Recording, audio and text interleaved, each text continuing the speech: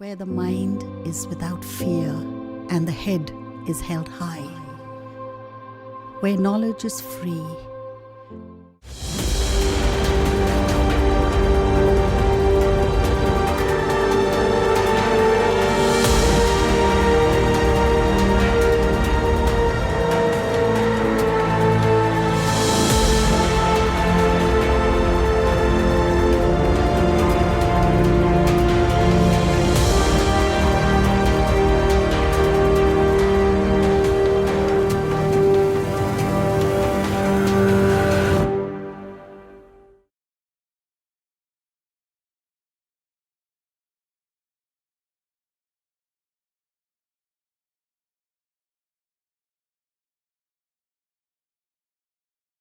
নমস্কার, আমি স্নেহাংশু চৌধুরী, ভৌতবিজ্ঞানের শিক্ষক, অক্রমণী এসি ইনস্টিটিউশন। তো ছাত্রছাত্রী তোমরা সকলেই ভালো আছো। এই লকডাউন পরিস্থিতিতে বিদ্যালয় বন্ধ, তোমাদের পঠন পাঠনেরও একটু অসুবিধা হচ্ছে। তাই মালদা জেলা প্রশাসন এবং মালদা শিক্ষা দপ্তরের এক অভিনব উদ্যোগ নেওয়া হয়েছে, টেলি ক্লাস, যেখানে মালদার বিভিন্ন সম্মানীয় শিক্ষক শিক্ষিকাগণ তোমাদের বিভিন্ন বিষয়ে পড়ানোর জন্য এগিয়ে এসেছে। তো আমি আজকে তোমাদের নবম শ্রেণীর পরমাণুর গঠন এই অংশটা পড়াবো। ঠিক আছে, তাহলে ক্লাস শুরু করা যাক। আগের দিন তোমাদের সমরেশ স্যার রাদারফোর্ডের পরমাণুর মডেল পর্যন্ত পড়িয়েছিলেন। তো আজকে আমি যেটা পড়াবো সেটা হচ্ছে পরমাণুর গঠন সম্পর্কে বোরের স্বীকার্য।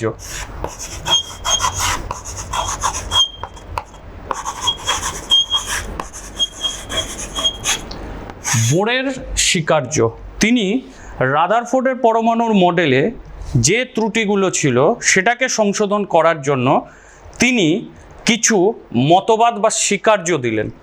তো তার প্রথম যে স্বীকার্যটা ছিল, 1 নম্বর স্বীকার্য, তিনি বলছেন ইলেকট্রন যেগুলো আবর্তন করছে একটা নিউক্লিয়াসের চারধারে, সেটা কেবলমাত্র নির্দিষ্ট ব্যাসার্ধের কতগুলি বৃত্তাকার পথে আবর্তন করবে। এটা তার প্রথম স্বীকার্য।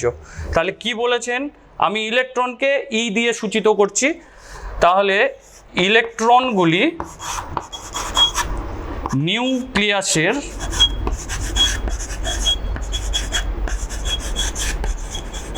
নিউক্লিয়াসের চার ধারে কেবলমাত্র কতকগুলি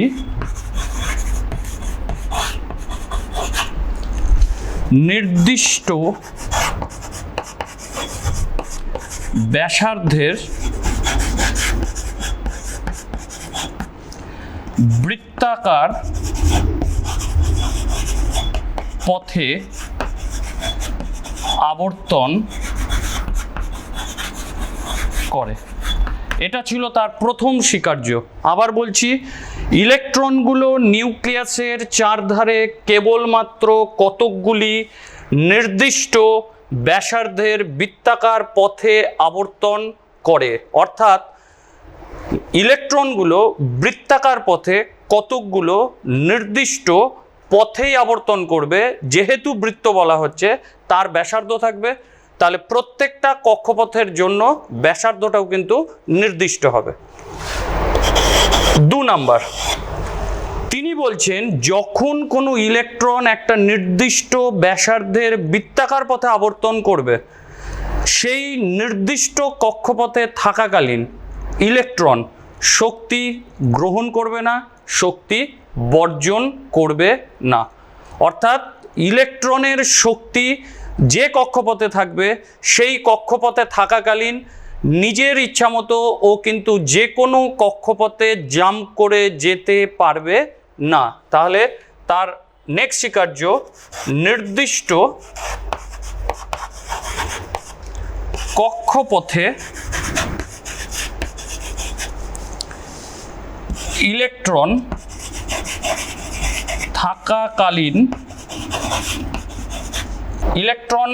থাকাকালীন শক্তি গ্রহণ বা বর্জন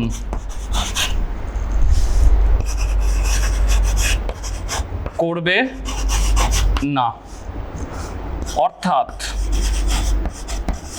প্রতিটি কক্ষপথের শক্তি নির্দিষ্ট। সুতরাং এই নির্দিষ্ট শক্তির কক্ষপথকে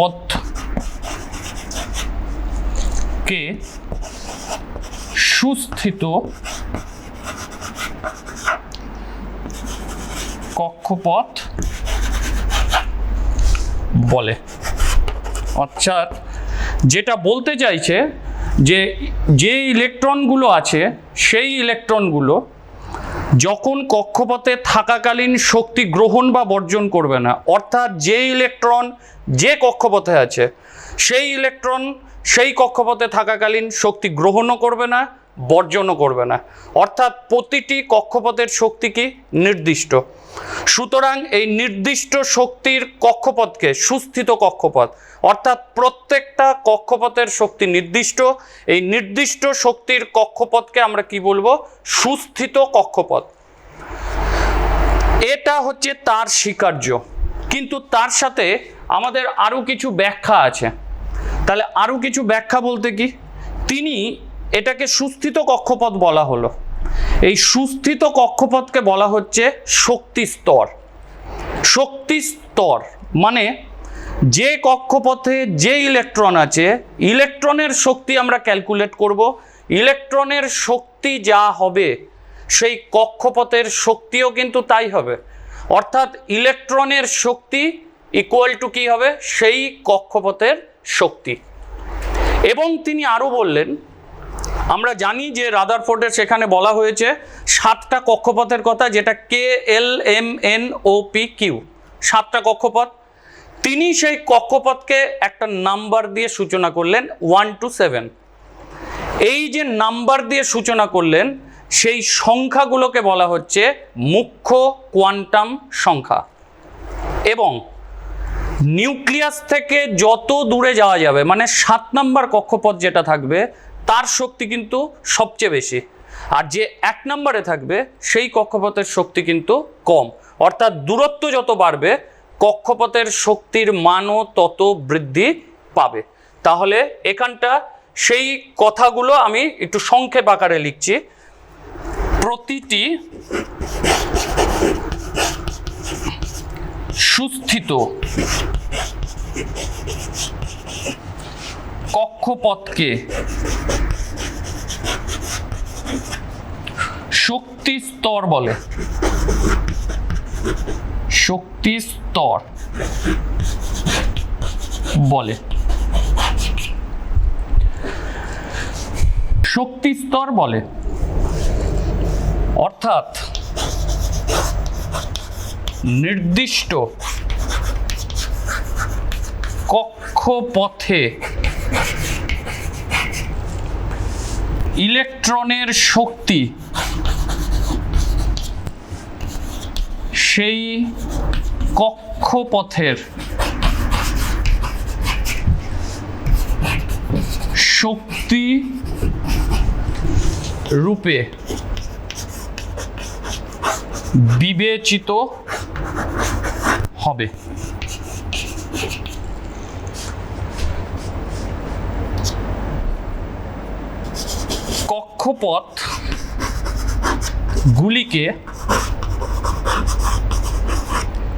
কক্ষপথগুলিকে K L M N O P Q এর পরিবর্তে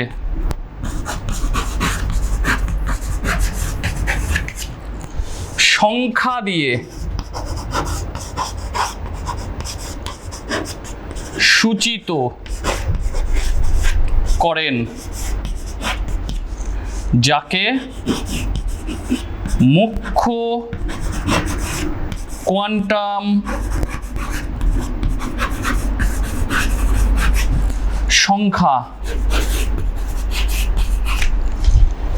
n দিয়ে সূচিত করা হয়। n দিয়ে সূচিত করা হয় কি রকম?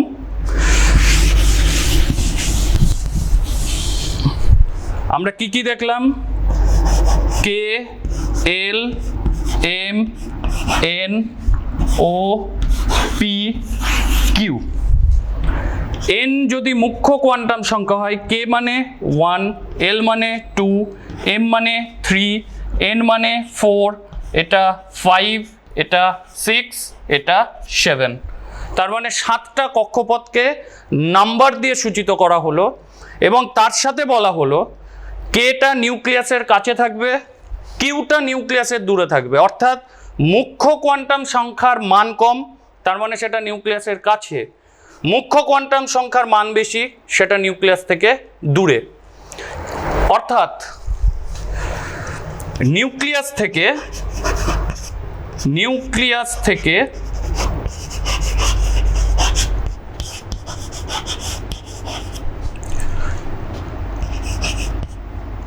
n এর মান যত বেশি হবে সেই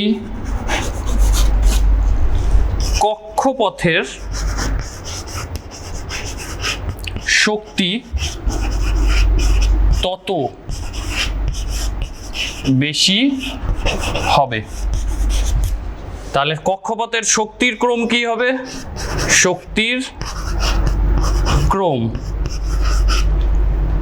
তাহলে সব থেকে বেশি কিউ, পি, ও, এন, এম, এল, কে। এই হচ্ছে আমাদের শক্তির ক্রম।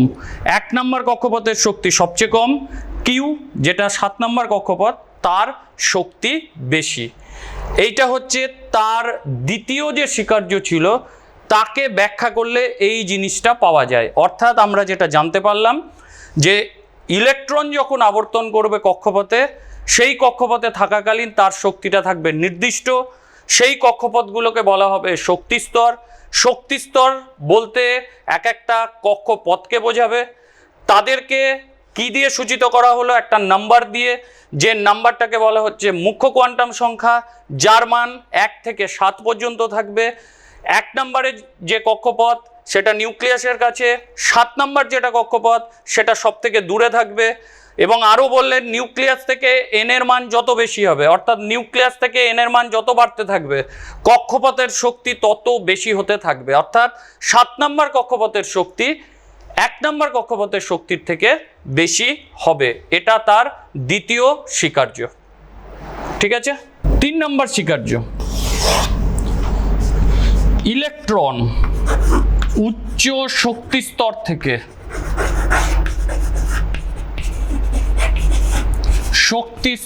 থেকে নিম্ন শক্তি স্তরে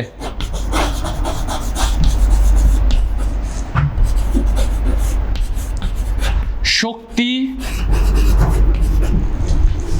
বর্জন করে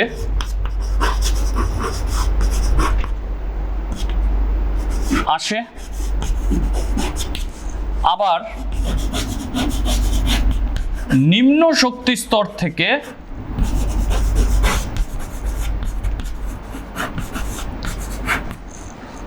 উচ্চ শক্তি স্তরে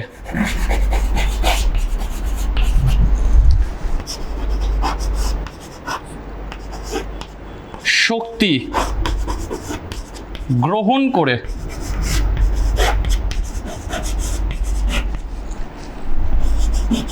যায়। আবার নিম্ন শক্তি স্তর থেকে উচ্চ শক্তি স্তরে শক্তি গ্রহণ করে যায়। এটা বর্জন, এটা গ্রহণ। কথাটার অর্থ কি? ধরে নাও একটা ইলেকট্রন 1 নম্বর কক্ষপথে আছে, তার শক্তি হচ্ছে E1।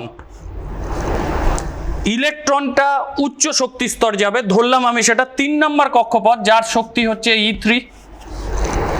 আমরা 2 নম্বর স্বীকার্যে পড়লাম যে 3 নম্বর কক্ষপথের শক্তি 1 নম্বর কক্ষপথের শক্তির থেকে বেশি। তার মানে 1 নম্বর থেকে 3 নম্বরে যদি যেতে হয়, ইলেকট্রনটাকে বাইরে থেকে শক্তি নিতে হবে, তবেই ও কোথায় যাবে? 3 নম্বর শক্তি স্তরে জাম্প করবে। তার মানে কতটা শক্তি নিবে? ততটাই নিবে এই দুটোর মধ্যে ডিফারেন্স যতটা। তাহলে সেটা কি? E3 মাইনাস E1, এইটা হচ্ছে শক্তির ডিফারেন্স। তার মানে এই পরিমাণ শক্তি ও বাইরে থেকে কি করবে? এই পরিমাণ শক্তি, ডিফারেন্স যা হবে, এই পরিমাণ শক্তি বাইরে থেকে নিবে। সেম একই রকম, যদি 3 নাম্বার থেকে 1 নম্বরে আসে, তাহলে 3 থেকে 1 যে ডিফারেন্সটা হবে সেই পরিমাণ শক্তি বর্জন করে ও কিন্তু আবার 1 নম্বর কক্ষপথে ফিরে আসবে। অর্থাৎ যে পরিমাণ শক্তি গ্রহণ বা বর্জন করবে ওকে বাইরে থেকে দিতে হবে। বাইরে থেকে দিলাম, উচ্চতরে গেল, আবার উঁচু থেকে নিচে ফিরে আসবে, সেই পরিমাণ শক্তি ও কি করবে? বর্জন করে দিবে। এইভাবে ইলেকট্রন শক্তি গ্রহণ বা বর্জনের মাধ্যমে নিজের কক্ষপথকে পরিবর্তন করে।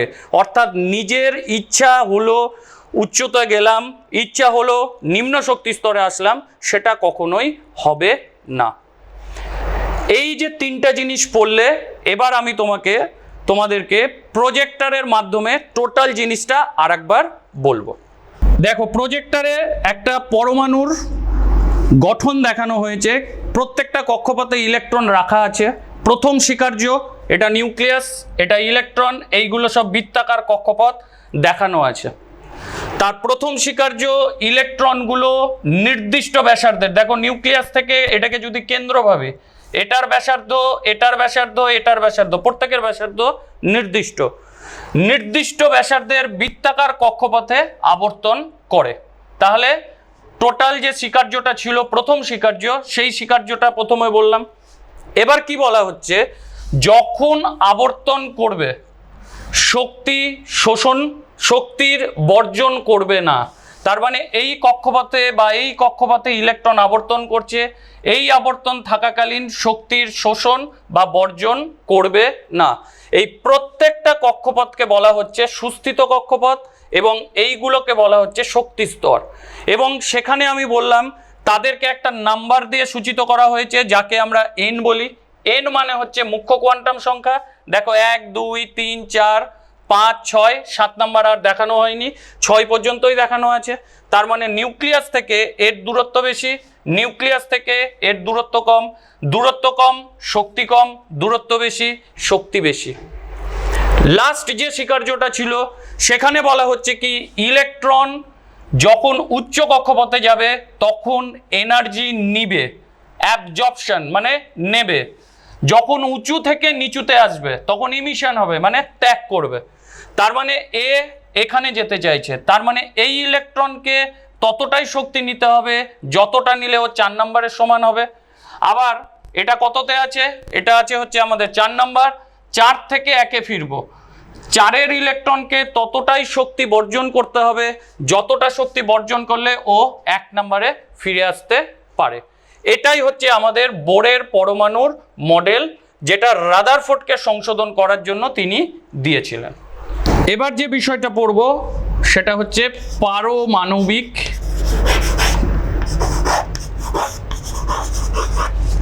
ক্রমাঙ্ক। খুব গুরুত্বপূর্ণ জিনিস পারমাণবিক ক্রমাঙ্ক। পারমাণবিক ক্রমাঙ্ক কি বলছে? বলছে একটা মৌল, তার যে নিউক্লিয়াস, সেই নিউক্লিয়াসে 1 একক ধনাত্মক আধানযুক্ত যতগুলি কণা থাকবে তার সমষ্টিকে বলা হচ্ছে পারমাণবিক ক্রমাঙ্ক। আর তোমরা আগেই পড়েছো, ধনাত্মক আধানযুক্ত কণা বলতে নিউক্লিয়াসে কে আছে? প্রোটন। তার মানে পারমাণবিক ক্রমাঙ্ক ধনাত্মক আধানযুক্ত কণা বলতে কাকে বোঝাচ্ছে? প্রোটন সংখ্যা। অর্থাৎ পারমাণবিক ক্রমাঙ্ক একটা পরমাণুর নিউক্লিয়াসের মোট প্রোটন সংখ্যাকে সূচিত করে। তাহলে পারমাণবিক ক্রমাঙ্ক বলতে কি বোঝাচ্ছে?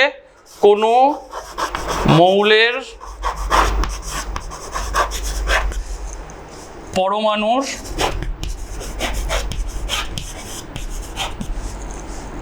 মোট প্রোটন সংখ্যাকে সূচিত করে। কোনো মৌলের পরমাণুর মোট প্রোটন সংখ্যাকে সূচিত করে। আবার আগের দিন তোমাদের সমরেশ স্যার বলেছে যে আমাদের পরমাণু কিন্তু নিস্তড়িত। কেন?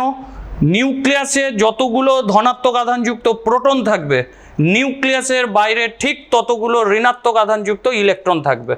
তার মানে মোট যতগুলো প্রোটন বলছি, তাহলে নিউক্লিয়াসের বাইরেও ঠিক ততগুলো ইলেকট্রন থাকবে। তার মানে পারমাণবিক ক্রমাঙ্ক বলতে কাকে বোঝাচ্ছে? নিউক্লিয়াসের মোট প্রোটন সংখ্যা ইকুয়াল টু নিউক্লিয়াসের বাইরের মোট ইলেকট্রন সংখ্যা। তাহলে আমি এটা একটু সংক্ষেপে লিখছি, পারমাণবিক ক্রমাঙ্ক ইকুয়াল টু নিউক্লিয়াসের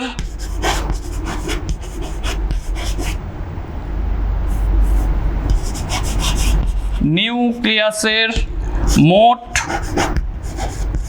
পি দিয়ে প্রোটন লিখলাম, প্রোটন সংখ্যা ইকুয়াল টু নিউক্লিয়াসের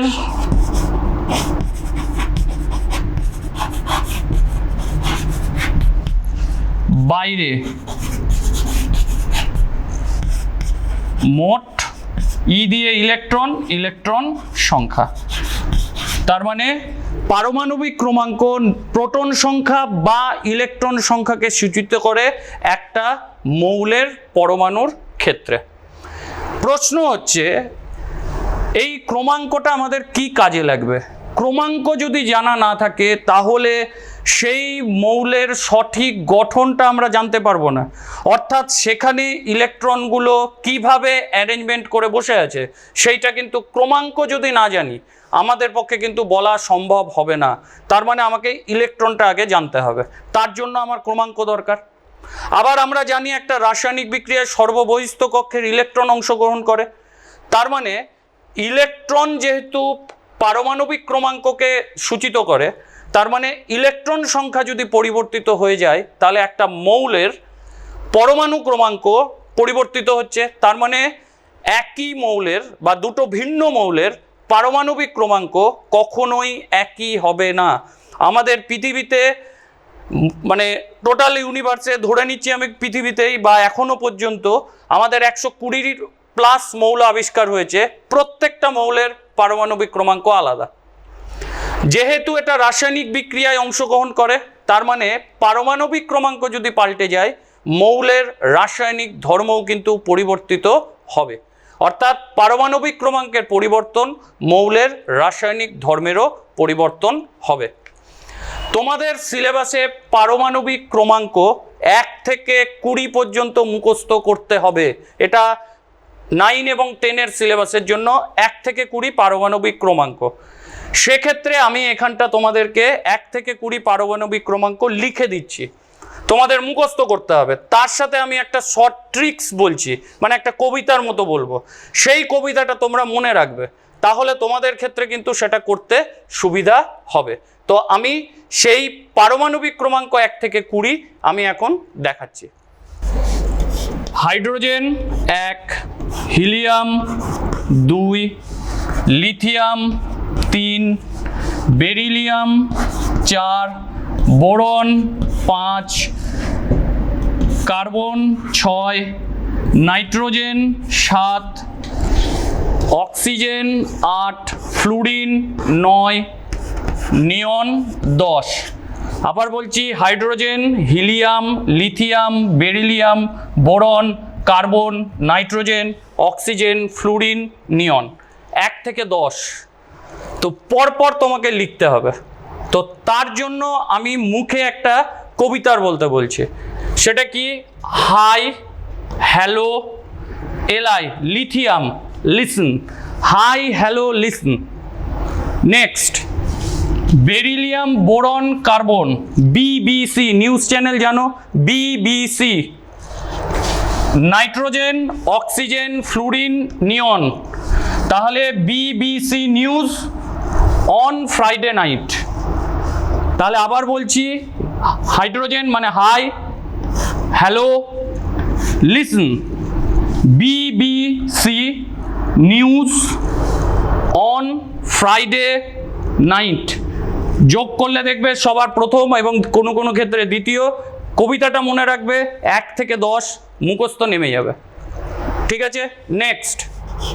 sodium 11, magnesium 12, aluminium 13, silicon 14, phosphorus 15, sulphur 16, chlorine 17, argon 18, potassium 19, calcium 20।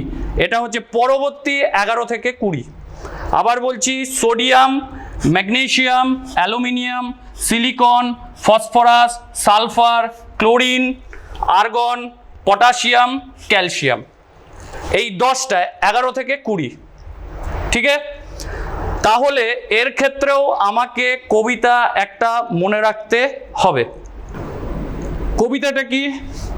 না মাঙ্গে আলসি, না মাঙ্গে আলসি, PS फेर से क्लीन, आर माने आर्गन, पटाशियम, कैलशियम, आरे काका। आबार बोलছি, ना मांगे आलसी, ना मांगे आलसी, PSCL तार माने होच्छे फिर से क्लीन, आरे काका। তাহলে কবিতাটা আরেকবার বলে দিচ্ছি, টোটালটা। Hi, hello, listen, BBC news on Friday night, আরে না মাঙ্গে আলসি, ফের সে ক্লিন, আরে কাকা। এই কবিতাটা মনে রাখবে, 1 থেকে 20 খুব সহজে তোমাদের মুখস্থ হয়ে যাবে। এইটা হচ্ছে আমাদের পারমাণবিক ক্রমাঙ্ক 1 থেকে 20। মনে রাখবে, পারমাণবিক ক্রমাঙ্ককে মৌলের স্বকীয় ধর্ম বলে, কারণ পারমাণবিক ক্রমাঙ্ক পরিবর্তিত হলে মৌলের রাসায়নিক ধর্ম পরিবর্তিত হয়। ঠিক আছে, এর মধ্যেই তোমাদের আরেকটা সংখ্যা বলবো, সেটা হচ্ছে ভর সংখ্যা। ভর সংখ্যা, তাহলে প্রথমে পড়লাম পারমাণবিক সংখ্যা, এবার বলবো হচ্ছে ভর সংখ্যা। ভর সংখ্যাটা কি? ভর সংখ্যা হচ্ছে পরমাণুর যে নিউক্লিয়াস, নিউক্লিয়াসে কে থাকে? প্রোটন থাকে, নিউট্রন থাকে। তাহলে প্রোটন এবং নিউট্রনের মোট যোগফল, সেটাকেই আমরা কি বলবো? ভর সংখ্যা। তাহলে ভর সংখ্যা কি? কোনো মৌলের পরমাণুর মোট প্রোটন সংখ্যা এবং নিউট্রন সংখ্যার সমষ্টি, তাকেই আমরা কি বলবো? ভর সংখ্যা। তাহলে ভর সংখ্যা সমান কি? প্রোটন সংখ্যা প্লাস নিউট্রন সংখ্যা, এই দুটোর সমষ্টিকে আমরা কি বলবো? যোগফল। তাহলে প্রোটন প্লাস নিউট্রনের মোট সমষ্টি, সেটাকেই আমরা কি বলবো? ভর সংখ্যা। এখান থেকে তোমাদের পরীক্ষায় একটা প্রশ্ন দেয় যে ভর সংখ্যার সাথে পারমাণবিক ক্রমাঙ্কের সংখ্যা সম্পর্ক কি? তাহলে সম্পর্কটা কিভাবে আসে দেখো। তাহলে এখানটা ভর সংখ্যা লিখলাম, ধরে নাও এটাকে আমি A দিয়ে সূচিত করলাম।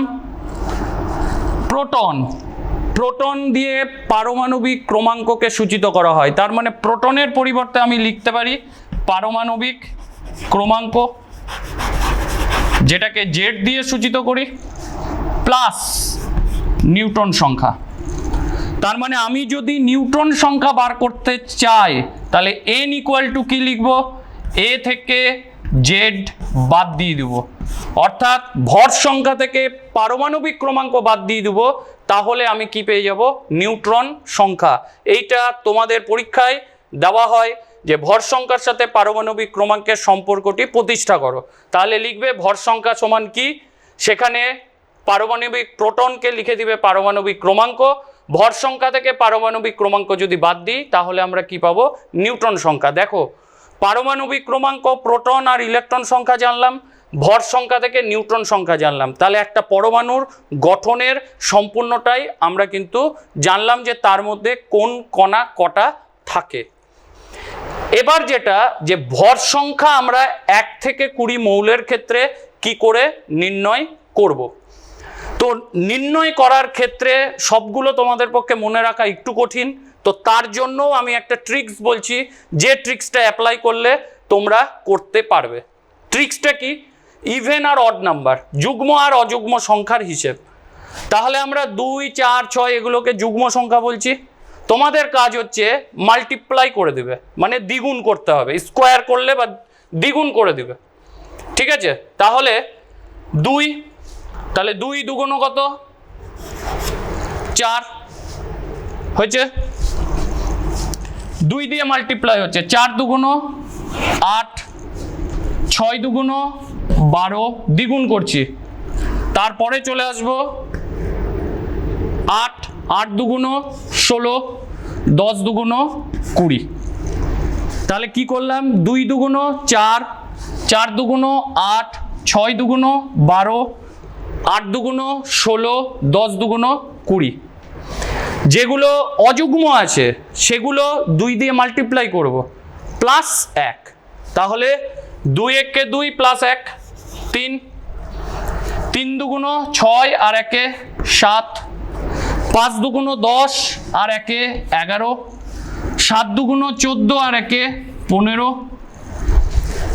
9 দুগুণ 18 আর 1 19। এই 10-এর মধ্যে ব্যতিক্রম আছে আমাদের 3টা। কি কি? এক হচ্ছে হাইড্রোজেন, একটা ব্যতিক্রম, এইটা বেরিলিয়াম একটা ব্যতিক্রম, নাইট্রোজেন একটা ব্যতিক্রম। এই 3টা ব্যতিক্রম একটু খেয়াল রাখবে। কি? এইখানে 3-এর জায়গায় 1 হয়, এখানে 8-এর জায়গায় 9 হয়, এখানে 15-র জায়গায় 14 হয়। এই 3টা ব্যতিক্রম মনে রাখবে।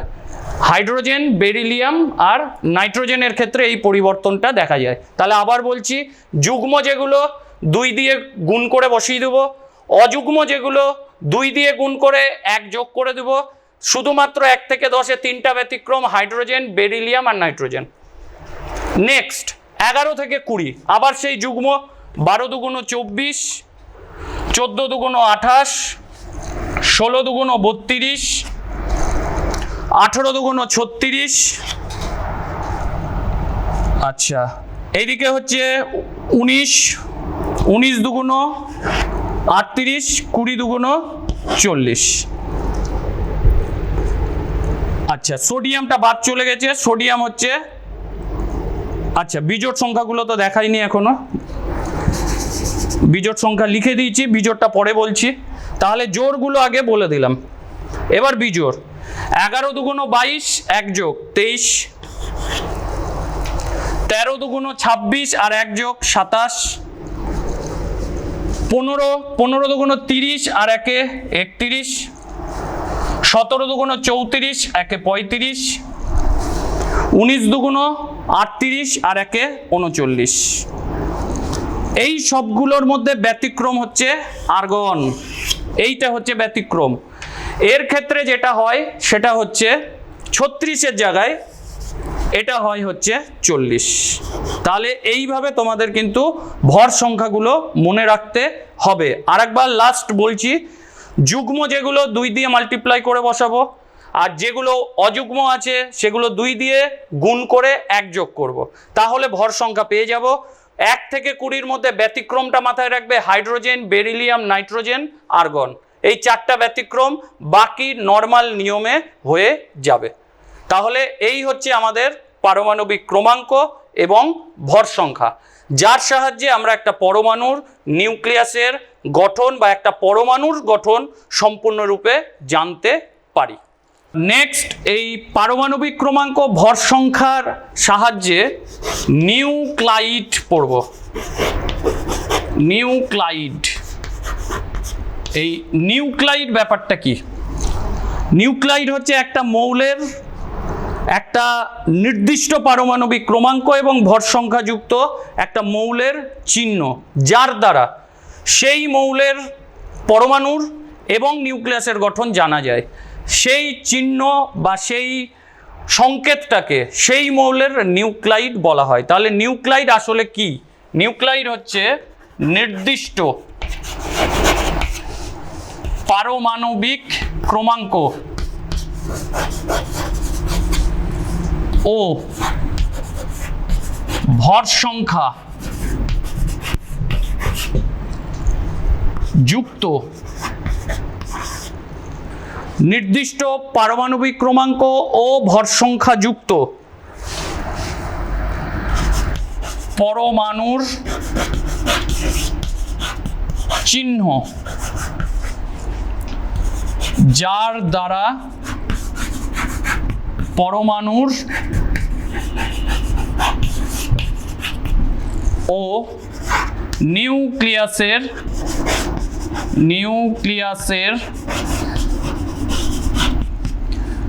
গঠন বর্ণনা করা যায়। তাহলে নির্দিষ্ট পারমাণবিক ক্রমাঙ্ক ও ভর সংখ্যাযুক্ত পরমাণুর চিহ্ন যার দ্বারা পরমাণুর ও নিউক্লিয়াসের গঠন বর্ণনা করা যায় তাকে নিউক্লাইডস বলে। ধরে নাও এক্স একটা মৌল, তাহলে নির্দিষ্ট পারমাণবিক ক্রমাঙ্ক সবসময় নিচে হয়। আচ্ছা, যাকে আমরা জেড দিয়ে সূচিত করেছি, জেড। ভর সংখ্যাকে সবসময় ওপরে থাকে, এ। তাহলে এইটা হচ্ছে ক্রমাঙ্ক আর এটা হচ্ছে ভর সংখ্যা। খুব ভালো করে মাথায় রাখবে, পরমাণুর নিচের যে সংখ্যা সেটা হচ্ছে ক্রমাঙ্ক, প্রোটন বা ইলেকট্রনকে সূচিত করে, আর এটা হচ্ছে ভর সংখ্যা যেটা প্রোটন প্লাস নিউট্রনকে সূচিত করে। তাহলে এইটাকে বলা হচ্ছে নিউক্লাইডস। এই নিউক্লাইডস দিয়ে আমাদের এবার পড়ব। তার আগে আমরা যে কাজটা করব, নিউক্লাইডসকে আরও যদি বিশ্লেষণ করতে হয় আমরা এবার ইলেকট্রন বিন্যাসে ঢুকবো। আগে ইলেকট্রন বিন্যাস দেখে তারপরে বাকি জিনিসগুলো যে এর থেকে কি কি পাই সেটা দেখব। তাহলে এখন আমরা যাই ইলেকট্রন বিন্যাস। তো ইলেকট্রন বিন্যাসে যাওয়ার আগে একটা জিনিস দেখো যে কোন কক্ষপথে কটা ইলেকট্রন থাকে, এবার সেই জিনিসটা দেখব। আমরা জানলাম কি, K L M N O P Q, যেখানে এন এর মান 1 2 3 4 5 6 7। কোন কক্ষপথে কটা ইলেকট্রন? তাহলে ইলেকট্রন সংখ্যা, তার সূত্র 2n²। n কি? এই সংখ্যা। ধরে নাও এটা প্রথম কক্ষপথ, 1 এর স্কোয়ার 1, তাহলে 2 1-কে 2টো ইলেকট্রন থাকবে। 2 এর স্কোয়ার 4, 4 দুগুণ 8, 8টা ইলেকট্রন থাকবে। 3 এর স্কোয়ার 9, 9 দুগুণ 18, 18টা ইলেকট্রন থাকবে। 4 এর স্কোয়ার 16, 16 দুগুণ 32। 5 এর স্কোয়ার 25, 25 দুগুণ 50, হবে না। একটা কক্ষপথে 32টার বেশি ইলেকট্রন থাকতে পারে না। তাহলে এই সূত্রটা এত দূর প্রযোজ্য। তারপর থেকে যেটা সর্বোচ্চ সেটাই পরপর বসবে, অর্থাৎ 32 32 32। তার মানে আমাদের সূত্রটা হচ্ছে 2n²। প্রথমে 2টো, দ্বিতীয় কক্ষপথে 8টা, তৃতীয় কক্ষপথে 18টা, 4 নম্বর কক্ষপথে 32টা, 5 6 7 নম্বর কক্ষপথের জন্য 32টা থাকবে। অর্থাৎ এই সূত্র প্রথম 4টা কক্ষপথের জন্য প্রযোজ্য, বাকি 3টার ক্ষেত্রে প্রযোজ্য হবে না। সেক্ষেত্রে সর্বোচ্চ 32টায় পরপর বসবে। কারণ কি সেটা তোমরা 11-এ উঠে জানতে পারবে। এখন তোমাদেরকে এত দূরই জেনে রাখতে হবে যে একটা কক্ষপথে 32টার বেশি ইলেকট্রন থাকতে পারে না। এবার আমরা প্রজেক্টরে ইলেকট্রন বিন্যাস 1 থেকে 20 দেখাবো। কিছু কিছু আমি এখানে বলে দেবো, আর 1 থেকে 20 আমি মুখে এখানটা দেখিয়ে দিচ্ছি তোমাদের। এবার দেখো এখানটা কি লেখা আছে, ইলেকট্রন বিন্যাস প্রথম 20টি মৌলের। প্রথম 20টি 1 থেকে 20 তোমাদেরকে শেখালাম কিভাবে করা হয়। 1 থেকে 20 মৌলের চিহ্নগুলো দেওয়া আছে, ইলেকট্রন বিন্যাস। দেখো ওখানটা আমাদের বোর্ডে একটু আগেই দেখালাম কে এল এম এন। তোমাদের কে এল এম এন পর্যন্তই হবে, কারণ 1 থেকে 20 4 নম্বর কক্ষপথের বেশি হয় না। আমরা আবার বলছি, কেতে থাকে 2টো, এলে থাকে 8টা, এমে থাকে 18টা, এনে থাকে 32টা। ইলেকট্রন বিন্যাসের কিছু নিয়ম আছে। নিয়মটা কি? যখন তুমি ইলেকট্রনগুলো কক্ষপথে প্রবেশ করাচ্ছ, একটা কক্ষপথকে ফাঁকা রেখে, মানে আগের কক্ষপথটাকে ফাঁকা রেখে পরের কক্ষপথটা কিন্তু ভর্তি করতে পারবে না। অর্থাৎ আমার কাছে 4টা ইলেকট্রন আছে, আমার ইচ্ছা হলো আমি 1 নম্বরে একটা দিলাম, পরেরটায় 2টো, তারপরেরটায় একটা, হবে না। আগেরগুলোকে ভর্তি করে তবেই পরের কক্ষপথটা কিন্তু ভর্তি হবে, এবং সেটা যতটা সর্বোচ্চ থাকে ততটাই। আচ্ছা, নেক্সট, একটা মৌলের পরমাণুর সবচেয়ে বাইরের যে কক্ষপথ, তাতে 8টার বেশি ইলেকট্রন থাকবে না। 8টার বেশি ইলেকট্রন থাকবে না। তাহলে আমি কয়েকটা তোমাদেরকে দেখাচ্ছি। যেমন ধরো 6 নম্বরে কার্বন আছে, তাহলে 6টা ইলেকট্রন, প্রথম কক্ষপথে 2টো থাকে, 2টো, বাকি থাকলো 4টা ইলেকট্রন। 2 নম্বর কক্ষপথে 8টা থাকে, আছে 4টা, 4টাই লিখবো। তাহলে কেতে 2টো, এলে 4টা। যেমন একটা নিষ্ক্রিয় মৌল নিয়ন, কটা আছে? 10টা ইলেকট্রন, প্রথম থাকবে 2টো, বাকি থাকলো 8টা। 2 নম্বর কক্ষপথে 8টাই ইলেকট্রন থাকে, দেখো 8টা ইলেকট্রন দেওয়া আছে, কারণ ওখানে সর্বোচ্চ 8টাই থাকে। কিন্তু তার পরেরটা দেখো 11, সোডিয়াম 11টা, প্রথমে থাকবে 2টো, তারপরে থাকলো কটা? 2টো দিলে থাকলো 9টা। 2 নম্বর কক্ষপথে তো 9টা নেই, সর্বোচ্চ 8টা দিয়েছে, একটা বেশি পরের কক্ষপথে চলে গেছে।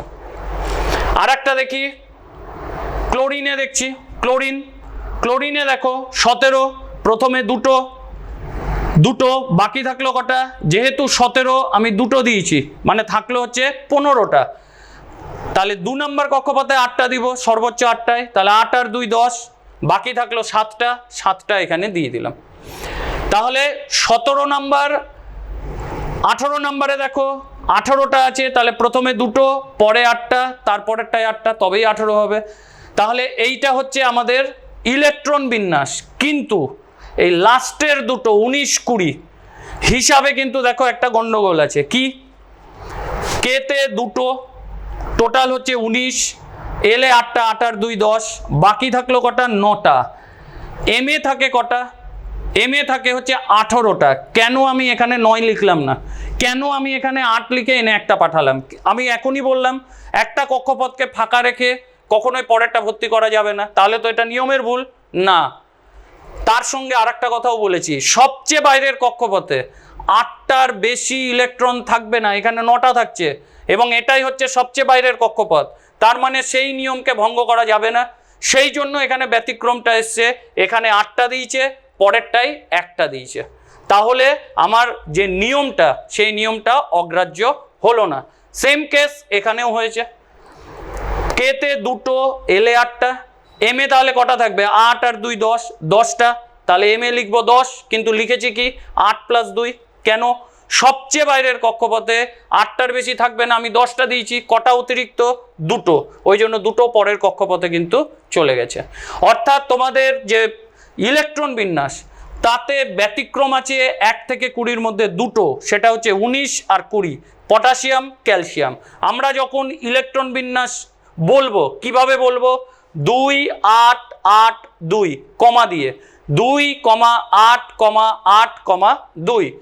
যখন আমি ম্যাগনেসিয়ামেরটা বলবো 2, 8, 2। আমি এখানটা তোমাদের প্রজেক্টের মাধ্যমে দেখালাম, ব্যতিক্রম বললাম। আমি বোর্ডে 1টা বা 2টো কিভাবে লিখতে হয় সেটা দেখিয়ে দিচ্ছি, ঠিক আছে? তাহলে আমি 2টো দেখাচ্ছি। একটা ম্যাগনেসিয়ামের দেখাচ্ছি, ম্যাগনেসিয়াম হচ্ছে 12। তাহলে কি দেখেছিলাম ওখানটা? 2, 8, 2। এইভাবে আমরা ইলেকট্রন বিন্যাস লিখব, 2, 8, 2। আর একটা দেখাচ্ছি আর্গন 18, 2, 8, 8। নেক্সট ক্যালসিয়াম দেখাচ্ছি, ব্যতিক্রম আছে 20। কি বললাম? 2টো, 2, 8, 8, 2। 2, 8, 8, 2 বলার সময় এইভাবে বলি, লেখার সময় কমা দিয়ে লিখতে হবে। এই হচ্ছে তোমাদের 1 থেকে 20-র ইলেকট্রন বিন্যাস। ব্যতিক্রম পটাশিয়াম আর ক্যালসিয়ামে ব্যতিক্রম আছে, বাকি নর্মাল নিয়মে হবে। মনে রাখবে নিষ্ক্রিয় মৌল দুটো আছে, 10 এবং 18। 10-এ নিয়ন আর আর্গন, 18। এই দুটোর ক্ষেত্রে সবচেয়ে বাইরে দেখবে 8টা ইলেকট্রন আছে। তাহলেই তোমাদের টোটাল পিরিয়ডিক টেবিল বলছি, তোমাদের টোটাল ইলেকট্রন বিন্যাসটা তোমাদের হয়ে গেল। এখান থেকে একটা জিনিস শুধু বলার আছে, এক্সট্রা হিসাবে বলছি, সবচেয়ে বাইরে যটা ইলেকট্রন সেটাই হচ্ছে তার যোজ্যতা। যেমন এখানে ম্যাগনেসিয়ামের বাইরে 2, ম্যাগনেসিয়ামের যোজ্যতা 2। ক্যালসিয়াম সব থেকে বাইরে আছে 2, তাহলে এর যোজ্যতা কত? 2। আর্গন বাইরে আছে 8টা। আর আমরা জানি, তোমরা আগেও পড়েছো, যে সব থেকে বেশি যোজ্যতাকার অসমিয়াম 8, তাহলে 8 থেকে 8 বাদ দিলে 0। ওই জন্য নিষ্ক্রিয় মৌল যারা থাকবে তাদের যোজ্যতা হচ্ছে 0, অর্থাৎ সবচেয়ে বাইরে যটা ইলেকট্রন সেটাই হচ্ছে তার যোজ্যতা। শুধুমাত্র খেয়াল রাখতে হবে 4-এর বেশি যদি হয় তাহলে 8 থেকে বিয়োগ করে আমাদের যোজ্যতাগুলো বলতে হবে। একটাই দেখিয়ে দিচ্ছি, যেমন ক্লোরিন 17, তাহলে 2, 8, 7, তাহলে এর যোজ্যতা কত? এর সর্বোচ্চ যোজ্যতা, সর্বোচ্চ সেটা হচ্ছে 7। আর সর্বনিম্ন সর্বোচ্চ 8 থেকে 7 বাদ 1। যখন 4-এর বেশি হবে, যেটা থাকবে 4-এর বেশি 5, 6, 7 সেটা হচ্ছে সর্বোচ্চ যোজ্যতা, 8 থেকে বিয়োগ করে লিখব সেটা হচ্ছে সর্বনিম্ন যোজ্যতা। এই হচ্ছে আমাদের ইলেকট্রন বিন্যাস। কিভাবে করা হয়, কিভাবে যোজ্যতা নির্ণয় করা হয় সেটা হলো। এবার আমরা লাস্ট যে পার্টটা আছে নিউক্লাইড, এবার সেই নিউক্লিয়াইডের পার্টে যাব। নিউক্লাইডের মধ্যে তোমাদের সিলেবাসে আছে 3টা: আইসোটোপ,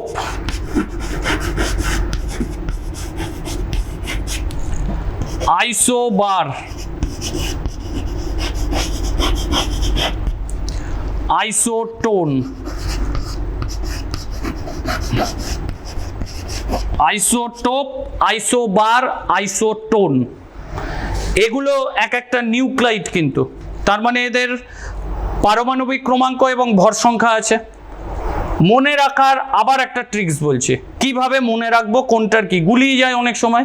ট্রিক্সটা হচ্ছে আইসোটোপ, লাস্ট এইটা ধরো প, লাস্টে কি আছে? প দিয়ে কি হয়? প্রোটন। তার মানে এই যে আইসোটোপ যাদের বলছি, একই মৌলের পরমাণুর বিভিন্ন যে পরমাণু আছে তাদের পারমাণবিক ক্রমাঙ্ক একই থাকবে, ভর সংখ্যা আলাদা হবে, তাদেরকে পরস্পরের আইসোটোপ বলবো। আইসো মানে সমান, টোপ মানে অবস্থান, সমান অবস্থান, সেটাকেই আমরা কি বলবো? আইসোটোপ। তাহলে লাস্টে কি? প মানে প্রোটন, প্রোটন কি? সমান, অর্থাৎ পারমাণবিক ক্রমাঙ্ক সমান। অর্থাৎ আইসোটোপে কি সমান হবে? প্রোটন সংখ্যা সমান। তাহলে প্রোটন সংখ্যা সমান মানে কি? পারমাণবিক ক্রমাঙ্ক সমান হয়েছে। তার মানে সংজ্ঞাটা কি? একই মৌলের, কথাটা খুব ভালো করে শুনবে, একই মৌলের বিভিন্ন পরমাণুর পারমাণবিক ক্রমাঙ্ক সমান কিন্তু ভর সংখ্যা আলাদা, আমরা তাদেরকে পরস্পরের আইসোটোপ বলবো। কি রকম? হাইড্রোজেন, সাধারণ হাইড্রোজেন বা প্রোটিয়াম, এটা ডয়টোরিয়াম, এটা ট্রিটিয়াম। প্রত্যেকের ক্ষেত্রে এইগুলোকে কি বলে? ক্রমাঙ্ক। দেখো ক্রমাঙ্ক প্রত্যেকের কিন্তু সমান, একই মৌলের পরমাণু হাইড্রোজেন আছে, এবং ভর সংখ্যাগুলো দেখো আলাদা, 1, 2, 3। তার মানে সবসময় মনে রাখবে কোনটা সমান? ক্রমাঙ্ক সমান, তাহলে আলাদাকে ভর সংখ্যা। দেখো প্রত্যেকের ভর সংখ্যা আলাদা। এখান থেকে আমরা কি জানতে পারলাম? এই 3টা থেকে কি জানতে পারছি? দেখো আমি এখানটা লিখছি, এর প্রোটন, ইলেকট্রন, নিউট্রন। তাহলে এর ক্ষেত্রে প্রোটন, এইটা প্রোটন 1, প্রোটন যটা থাকবে ইলেকট্রন তটা থাকবে। 1 থেকে 1 বাদ, কারণ ভর সংখ্যা থেকে ক্রমাঙ্ক বাদ দিলে নিউট্রন সংখ্যা পাই, 1 থেকে 1 বাদ 0। তাহলে এর ক্ষেত্রে প্রোটন 1, ইলেকট্রন 1, নিউট্রন 2 থেকে 1 বাদ 1। এবার হচ্ছে এটা ডয়টোরিয়াম, এটা ট্রিটিয়াম, 1 প্রোটন, ইলেকট্রন 1, 3 থেকে 1 বাদ দিলে 2। তাহলে দেখো আমরা নিউক্লিয়াসের নিউক্লাইড থেকে একটা নিউক্লিয়াসের বা একটা পরমাণুর যে গঠন বা তার নিউক্লিয়াসে কোন কণা কটা থাকছে, পরমাণুর মধ্যে কোন কণা কটা থাকছে, সেটা কিন্তু আমরা খুব সহজে বলে দিতে পারলাম। মনে রাখবে এইখানটা এটাকে বলে ডয়টোরিয়াম বা ডি দিয়ে প্রকাশ করা হয়, যেটা আমাদের ভারী জল প্রস্তুত D2O তে কাজে লাগে। হাইড্রোজেনের এই যে আইসোটোপটা আছে, এই আইসোটোপটা কিন্তু তেজস্ক্রিয় আইসোটোপ, এটা প্রশ্ন থাকে। আর একটা থাকে নিউট্রন বিহীন একটা পরমাণু, প্রোটিয়াম, দেখো নিউট্রন 0। প্রোটিয়াম হচ্ছে নিউট্রন বিহীন আইসোটোপ। এছাড়াও হাইড্রোজেন আছে, আরও কিছু মৌল আছে, তাদেরটা আমি প্রজেক্টরে দেখাচ্ছি তোমাদের, দেখিয়ে তোমাদের যে কটা সিলেবাসে আছে আমি সে কটাই প্রজেক্টরে দেখাচ্ছি তোমাদের। দেখো কার্বনের আইসোটোপ, এটা কার্বন 6-12, 6-13, 6-14, এটা হচ্ছে কার্বনের আইসোটোপ। কি বলা আছে? 6-12, তাহলে প্রোটন 6টা, ইলেকট্রন 6টা, 12 থেকে 6 বাদ দিলে 6, তাহলে এটা হচ্ছে নিউট্রন। এই যে নিউট্রন, নিউট্রন হচ্ছে 6টা। আবার দেখো 6-13, প্রোটন 6টা, ইলেকট্রন 6টা, 13 থেকে 6 বাদ 7, 7টা হচ্ছে নিউট্রন। 6-14, তাহলে এটা হবে 6টা, ইলেকট্রন 6টা, 8টা হচ্ছে নিউট্রন। এইটা হচ্ছে কার্বনের আইসোটোপ। তোমাদের এই ছবিগুলো আঁকতে হয়, এইভাবে আঁকবে। এখানে তোমাদের গোল করে দেখানো আছে, পরীক্ষায় যদি আঁকতে দেয় এই জায়গাটা প্রোটন এবং ইলেকট্রন প্লাস দিয়ে লিখবে 6টা, ঠিক আছে, আর নিউট্রন লিখবে 6টা এন দিয়ে, আর বাইরে ইলেকট্রনগুলো এইভাবে এঁকে দিবে। মনে রাখবে এই যে C614 এটা কিন্তু তেজস্ক্রিয়, রেডিও অ্যাক্টিভ ডিকে, পৃথিবীর বয়স।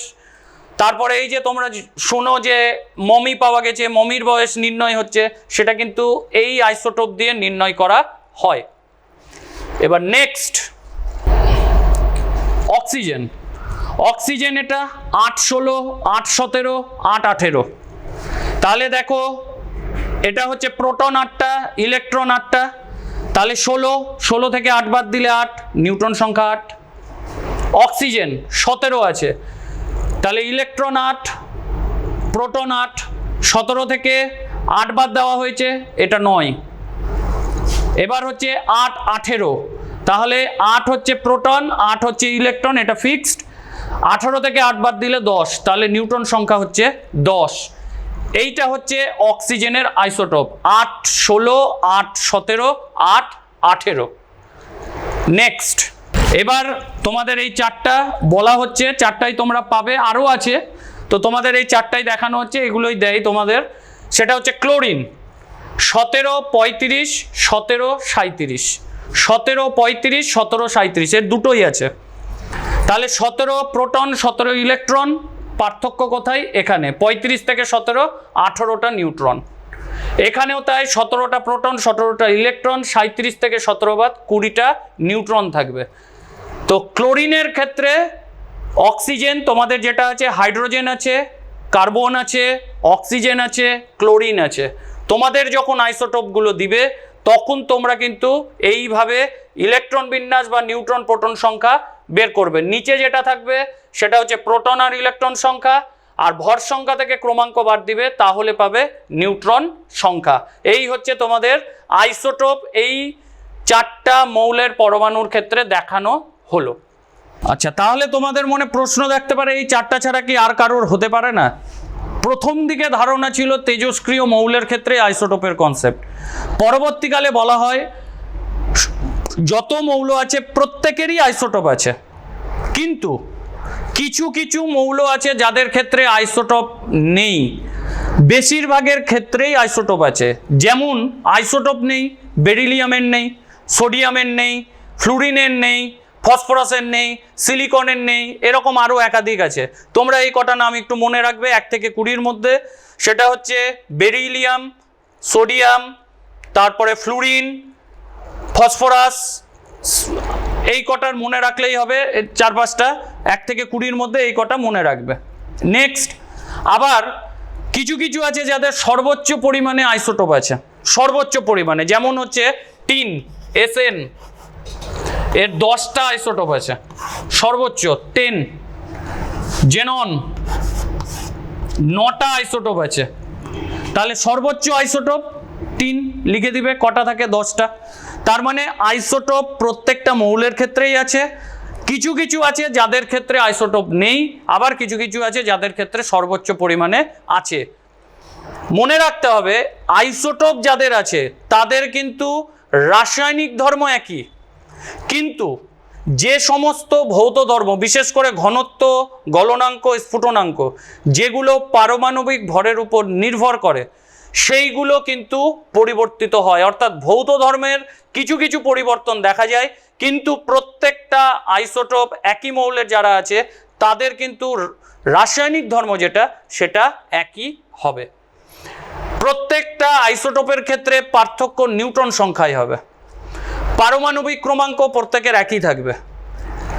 এই হচ্ছে আমাদের আইসোটোপের কনসেপ্ট। এবার আসবে আইসোবার। আইসোবার র আছে লাস্টে, আগেই বলেছি লাস্টের শব্দগুলো র, কার ক্ষেত্রে? ভর সংখ্যা, র ভর সংখ্যায় থাকে। তার মানে আইসোবার কাদের বলবো? যাদের ভর সংখ্যা সমান। তাহলে ভর সংখ্যা সমান মানে, ভর সংখ্যা সমান মানে হচ্ছে যাদের ক্ষেত্রে এটা ভিন্ন মৌলের পরমাণু হবে, একই মৌলের নয়, ভিন্ন মৌলের পরমাণু, যাদের ভর সংখ্যা সমান, ক্রমাঙ্ক আলাদা, তাদেরকে আমরা কি বলবো? আইসোবার। যেমন আর্গন লিখেছিলাম 1840, ক্যালসিয়াম 2040। দেখো প্রত্যেকের ভর সংখ্যা সমান, কিন্তু ক্রমাঙ্ক কি হচ্ছে? আলাদা। তার মানে এদের রাসায়নিক ধর্ম আলাদা, ভৌত ধর্ম কি হবে? আলাদা। তার মানে আইসোটোপ যারা রাসায়নিক ধর্ম এক, আইসোবার যারা রাসায়নিক ধর্ম আলাদা। লাস্টের র, র মানে ভর সংখ্যা সমান, যাদের যে সমস্ত মৌল নয়, ভিন্ন ভিন্ন মৌলের পরমাণু যাদের ভর সংখ্যা সমান, তাদেরকে আমরা কি বলবো? আইসোবার। লাস্ট আইসোটোন, ন দিয়ে কি হয়? নিউট্রন। তার মানে ভিন্ন মৌলের পরমাণু যাদের নিউট্রন সংখ্যা সমান, তাদেরকে আমরা কি বলবো? আইসোটোন। তাহলে দন্তের ন, নিউট্রন, তাদেরকে আমরা কি বলবো? আইসোটোন। তাহলে আইসোটোনের উদাহরণ দেখাচ্ছে।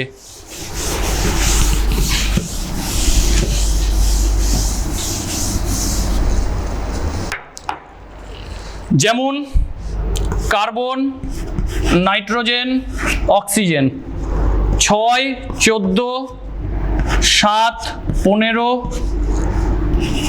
8, 16।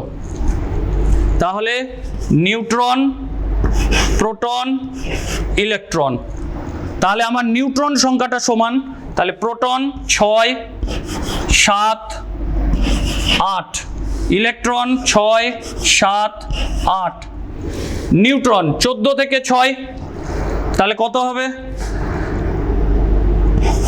8, 15 থেকে 7 বাদ 8, 16 থেকে 8 বাদ 8। দেখো প্রত্যেকের নিউট্রন সংখ্যা সমান, তাহলে এরা পরস্পরের কি হবে? আইসোটোন। তাহলে আইসোটোন কাদের বলবো? যাদের নিউট্রন সংখ্যা সমান, ভিন্ন মৌলের পরমাণু হবে, দেখো সবগুলো ভিন্ন মৌলের পরমাণু, এবং তাদের পারমাণবিক ক্রমাঙ্ক আলাদা, তাদের ভর সংখ্যাও কি হবে? আলাদা, শুধুমাত্র নিউট্রন সংখ্যা সমান। এইটা হচ্ছে তোমাদের নিউক্লাইড নিয়ে বলা হলো। লাস্ট যে অংশটা আছে সেটা হচ্ছে আমাদের পরমাণু আর আয়নের মধ্যে সুস্থিত, সেইটা বললে তোমাদের ক্লাসটা শেষ হবে। লাস্ট যে অংশটা বলবো সেটা হচ্ছে পরমাণু এবং আয়নের মধ্যে কে বেশি সুস্থিত। প্রথমে আমরা জানবো পরমাণু, তো জানোই মৌলের যে ক্ষুদ্রতম কণা সেটাই পরমাণু। আয়ন কি? যখন সেই পরমাণু তার সর্ববহিস্থ কক্ষপথ থেকে ইলেকট্রন বর্জন করে তড়িৎগ্রস্ত হয়, তখন তাকে আমরা বলবো আয়ন। তাহলে আয়ন আসলে কি? আয়ন হচ্ছে তড়িৎগ্রস্ত অবস্থা। কার? পরমাণুর একটা তড়িৎগ্রস্ত অবস্থা। কি রকম তড়িৎগ্রস্ত হতে পারে? ধরে নাও সোডিয়াম, এটা একটা পরমাণু। সোডিয়াম হচ্ছে 11, ইলেকট্রন বিন্যাস 2, 8, 1। এবার ও কি করছে? এই একটা ইলেকট্রন বর্জন করছে। তাহলে সোডিয়াম 11 একটা ইলেকট্রন বর্জন করলো, তাহলে ইলেকট্রন বিন্যাস 2, 8, 1 এইটাকে ছেড়ে দিয়েছে। তার মানে এখন কটা আছে? এখন কটা আছে? 2,8, একটা কমে গেছে। তাহলে ইলেকট্রন কমেছে, প্রোটন তো কমেনি। তাহলে প্রোটন আছে 11টা, কিন্তু ইলেকট্রন আছে কটা? 10টা। তার মানে চার্জ কি হবে? প্লাস, কারণ একটা প্রোটন বেশি আছে। তার মানে এইটা পরমাণু থেকে আধানগ্রস্ত হয়েছে, এইটাকে আমরা কি বলবো? আয়ন। এবার প্রশ্ন হচ্ছে কি আয়ন? ধনাত্মক আধানযুক্ত আয়ন। তার মানে এটা হচ্ছে ক্যাটায়ন। এটাকে কি বলবো? ক্যাটায়ন। নেক্সট আরেকটা দেখাচ্ছি, ক্লোরিন 17, 2, 8, 7। এবার ক্লোরিন কি করলো? প্লাস ই, একটা ইলেকট্রন নিল। তাহলে এর ইলেকট্রন বিন্যাস 2, 8, 7, একটা নিয়েছে। তাহলে ক্লোরিন চার্জটা পরে বলছি, 2, 8, 8। এবার কি চার্জ হবে? তার মানে ইলেকট্রন নিয়েছে, ছিল 17টা, হলো 18টা, কিন্তু প্রোটন কিন্তু 17ই থেকেছে। তার মানে ইলেকট্রন একটা বেড়ে গেছে, তার মানে চার্জ কি হলো? নেগেটিভ। তার মানে এটাও আধানগ্রস্ত হলো। তাহলে এটাকেও কি বলবো আমরা? আয়ন। কিন্তু কি আয়ন? অ্যানায়ন। তার মানে আয়ন কয় প্রকার? 2 প্রকার। ধনাত্মক আধানযুক্ত যেটা হবে পরমাণু, সেটাকে ক্যাটায়ন বলবো, আর ঋণাত্মক আধানযুক্ত যে পরমাণু তাকে অ্যানায়ন বলবো। প্রশ্ন, এই দুটোর মধ্যে কে বেশি সুস্থিত? আমরা জানি যে নিষ্ক্রিয় মৌল যারা রাসায়নিক বিক্রিয়ায় অংশগ্রহণ করে না তারা হচ্ছে সুস্থিত। নিষ্ক্রিয় মৌল কিভাবে চিনবো? সর্ববহিস্তে 8টা ইলেকট্রন থাকবে। তাহলে সর্ববহিস্তে যদি 8টা ইলেকট্রন থাকে সেটাই হচ্ছে সব থেকে বেশি সুস্থিত। তাহলে দেখো, পরমাণুর ক্ষেত্রে বাইরে 8টা নেই, কিন্তু আয়নের ক্ষেত্রে বাইরে দেখো 8টা ইলেকট্রন আছে। আবার এখানে দেখো, পরমাণুর ক্ষেত্রে 8টা ইলেকট্রন নেই, কিন্তু আয়নের ক্ষেত্রে 8টা ইলেকট্রন আছে। তার মানে এ নিষ্ক্রিয় মৌল কার? নিয়নের স্ট্রাকচার পেয়েছে। আর এ কার স্ট্রাকচার পেয়েছে? আর্গনের স্ট্রাকচার পেয়েছে। তার মানে যারা আয়ন হবে তারা এক বা একাধিক ইলেকট্রন বর্জন বা গ্রহণের মাধ্যমে নিকটতম নিষ্ক্রিয় মৌলের গঠন লাভ করে। এই জন্য বলা হয় পরমাণুর থেকে আয়ন বেশি সুস্থিত। তাহলে পরমাণুর থেকে আয়ন বেশি কি হবে? সুস্থিত হবে। এই প্রশ্নটা খুব থাকে যখন পরীক্ষায় লিখবে, আগে লিখবে পরমাণু কাকে বলে, আয়ন কাকে বলে, তারপরে উদাহরণ দিবে। আগে একটা পরমাণু, যে কোনো একটা, দুটোই দিতে হবে এমন কোনো নয়, দুটো দিবে। তারপরে যেটা লিখবে যে নিষ্ক্রিয় মৌলের সর্ববহিস্তে 8টা ইলেকট্রন থাকে এবং তারা সুস্থিত। যেহেতু আয়নের সর্ববহিস্তে 8টা ইলেকট্রন থাকে, তাই আয়ন পরমাণুর থেকে বেশি সুস্থিত। ঠিক আছে? তো তোমাদের এই পরমাণুর চ্যাপ্টার টোটালটা সমরেশ স্যার এবং আমি দুজন মিলে শেষ করলাম। আশা করছি তোমরা সবাই বুঝতে পেরেছো। তো তোমরা যেটা করবে, আগে দেখে নিবে, তারপরে বই থেকে পড়বে।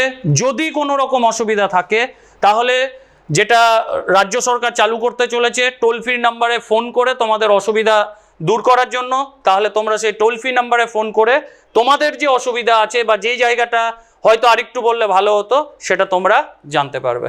তাহলে আজকের মতো নমস্কার।